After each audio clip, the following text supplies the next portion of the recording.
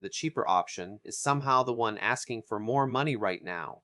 A subscription page says save 20% annually, and suddenly the larger payment feels responsible, right?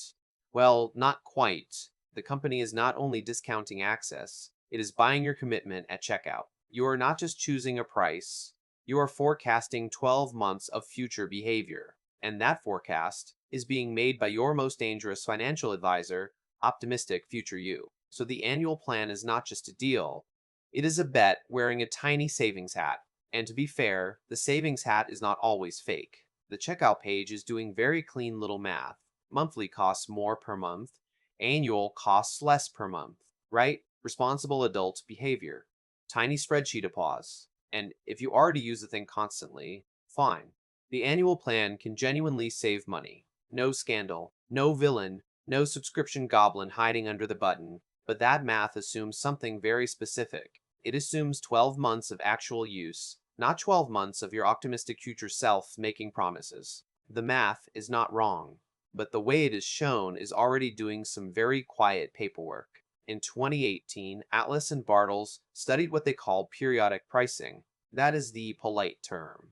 In human language, it means chopping one large cost into tiny recurring pieces. And once the cost is chopped up, the benefits can start looking bigger too. In one experiment, purchase intent was 24.5% with periodic prices. Same cost shown as one aggregate price? 9.9%. Right? Same money, different costume. So, per month is not neutral information. It is a frame that helps a large commitment go down easier. The gym study is where the annual plan logic stops being cute, because people do not just buy access. They buy a version of themselves with better shoes and suspiciously stable motivation. Delavigne and Malmendier looked at 7,752 gym members in 2006. These members paid more than $70 a month. Then they showed up 4.3 times a month, which means they paid more than $17 per visit. The ugly part is that a $10 visit pause was sitting right there. So yes, the discount logic was not the whole story. People were paying for the identity of a disciplined future person. And then, very rudely, their current self kept living in the apartment. And current self has one useful defense. It stops filling the bill. Gorville and Soman gave this a deeply glamorous name in 1998, payment depreciation. The idea is simple.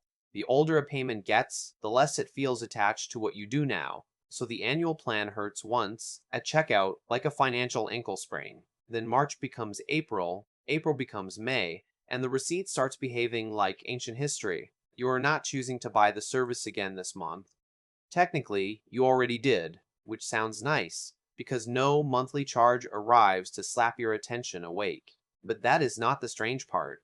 The strange part is that less payment pain also means less pressure to ask, am I still using this? And that is where your fading attention stops being a personal flaw and starts being a revenue model. Because a subscription company does not need you to fall in love again every month. It would like that, obviously. Romance is nice. Predictable money is better. Monthly plans force the company to keep winning the decision. Annual plans quietly remove most of the decision. The future becomes messy for you. Habits change. Interest fades. Life does its little spreadsheet vandalism. But for the company, the money has already become much less messy. NBR researchers showed this in 2023 with replacement credit cards. When people had to actively update payment details, many subscriptions suddenly did not survive.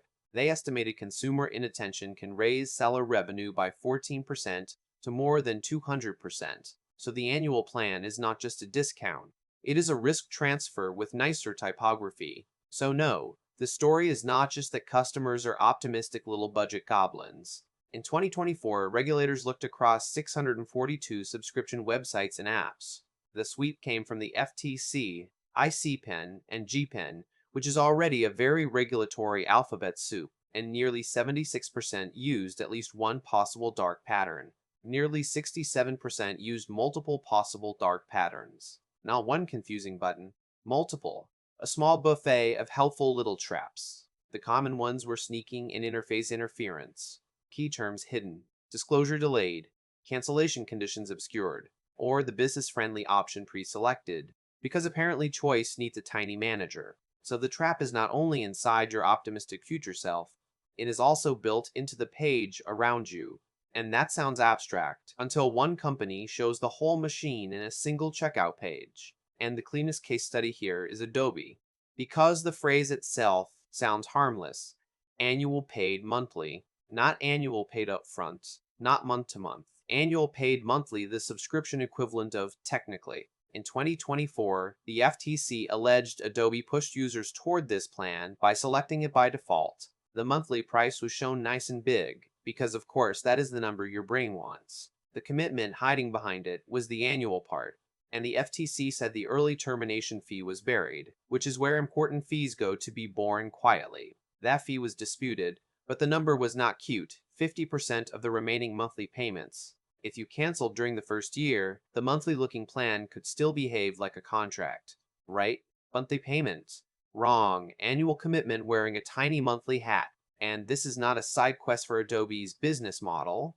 In the quarter ending March 1, 2024, subscriptions were 95% of Adobe's revenue. By the quarter ending February 27, 2026, they were 97%. So when the checkout page nudges commitment, it is not decorating the business. It is feeding the machine, and this is where people point to the obvious fix. Just make cancellation easy. Good idea. Deeply radical stuff, apparently. A negative option subscription treats silence as acceptance. You do not say yes again. You just failed to say no in the correct little window. That includes automatic renewals, and the classic free trial quietly becoming paid. So in 2024, the FTC made a click to cancel rule. The principle was simple. Canceling should be at least as easy as signing up. Then, in July 2025, a U.S. appeals court blocked it on procedural grounds. Not because friction became charming, because law also has a loading screen. And that is the problem. The incentives survive through law, procedure, and design, and the rule is annoyingly simple. Annual is a deal only after real usage has already happened. Not because your future self gave a confident little TED talk at checkout. If it is cloud storage you need daily, or work software you open constantly, fine, boring can be efficient. But a fitness app, language app, productivity system, or this year I become organized subscription, pay monthly first. Let real life vote. Then, if the product survives your actual habits, upgrade. Not before. Annual plans are just one corner of a bigger business, selling access, continuity, and forgetfulness. So at checkout, the real question is not, is this cheaper? It is, who profits if you stop looking?